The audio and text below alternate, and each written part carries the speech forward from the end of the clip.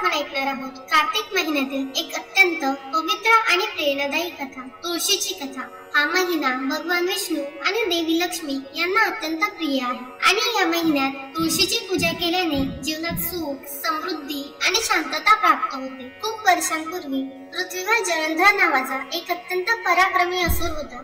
तो अत्यंत शक्तिशाली आणि देवतांना नेहमी त्रास देणारा होता। त्याची पत्नी वृंदा, जिचेच नाव तुलसी देवी, ही अत्यंत सती, पवित्र आणि पतिव्रता स्त्री होती। ती रोज भगवान विष्णूची पूजा करत असे आणि तिच्या पतिव्रतेच्या तेजाने जलंधराला अजेय शक्ती मिळाली होती। देवतांनी अनेकदा प्रयत्न केले, पण कोणीही जलंधराचा पराभव करू शकले नाही, कारण त्याच्या पत्नीच्या सतीत्वामुळे तो अवध्य झालेला होता।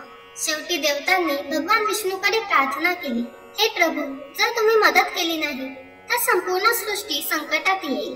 भगवान विष्णूंनी विचार केला आणि म्हणाले, धर्म आणि अधर्म यांच्यातील तोल राखण्यासाठी काही वेळा कठोर निर्णय घ्यावे लागतात। मग त्यांनी जलंधराचा रूप धारण केले आणि वृंदेच्या समोर प्रकट झाली। वृंदा आपल्या पतीच्या रूपात भगवान विष्णूंना पाहून आनंदली आणि त्यांच्या समोर पूजन करण्यासाठी पुढे आली। त्या क्षणी तिचे पतिव्रत्य भंगलं आणि जलंधर रणांगणात मारला गेला। वृंदेला जेव्हा सत्य कळलं तेव्हा ती अत्यंत व्यथित झाली। ती रडत म्हणाली, हे विष्णू, तुम्ही देव आहात, पण आज तुम्ही माझं सर्व काही घेतलं, माझं सतीत्व भंग केलं, माझं जीवन उद्ध्वस्त केलं। क्रोध आणि वेदनेने तिने विष्णूंना श्राप दिला, तू आजपासून पाषाण रूपात परिवर्तित होशील। त्या श्रापामुळे भगवान विष्णू शालग्राम शिला रूपात परिवर्तित झाले। वृंदा दुःखाने आपल्या पतीच्या चितेवर बसली आणि अग्नीत लीन झाली। ती ज्या ठिकाणी अग्नीत विलीन झाली तिथे एक सुंदर तुळशीचं झाड उगवले। ते झाड तिच्या पवित्र आत्म्याचे प्रतीक ठरले। भगवान विष्णूंनी आकाशातून प्रगट होऊन म्हटले, वृंदा, तू माझ्यासाठी सर्वस्व अर्पण केलंस, तू आता देवी तुळशी म्हणून पूजली जाशील। माझ्या शालिग्राम रूपाची पूजा तुझ्याशिवाय पूर्ण होणार नाही। त्या दिवसापासून तुळशी देवीला विष्णूची पत्नी मानले जाऊ लागले। तुळशी विवाहाचा सण याच आठवणीने दरवर्षी कार्तिक महिन्यात साजरा केला जातो।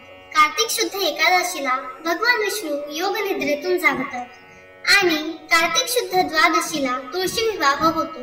या दिवशी लोक घरी तुळशीचं आणि शालिग्रामाचं लग्न करतात। मंत्रोच्चार, आरती आणि मंगल गाण्यांनी घर वातावरण मंगलमय होते। तुळशीचं झाड ही केवळ वनस्पती नाही, तर ती भक्ती, श्रद्धा आणि पतिव्रतेचं प्रतीक आहे।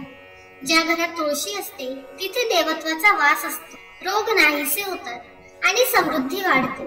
असे म्हणतात, तुळशी दल मात्रेन जलस्यच तुला कया, यकृत नाच्यते तेन कृष्ण प्रीत्यदी तोष्यति। म्हणजेच फक्त एक तुळशीचं पान जरी भगवान विष्णूंना अर्पण केलं तरी ते सर्वश्रेष्ठ पूजन ठरतं। तर मित्रांनो, या कार्तिक महिन्यात तुळशीचं पूजन करा, तिची पाने विष्णूंना अर्पण करा आणि आपल्या घरात भक्ती, शांती आणि समृद्धीचा प्रकाश पसरवा। जय तुळशी माता, जय कार्तिक महिना। आपल्याला आजची कथा कशी वाटली ते कमेंट करून जरूर सांगा। कथा आवडली असेल तर लाईक करा आणि आमच्या चॅनलला सबस्क्राईब करायला विसरू नका। धन्यवाद।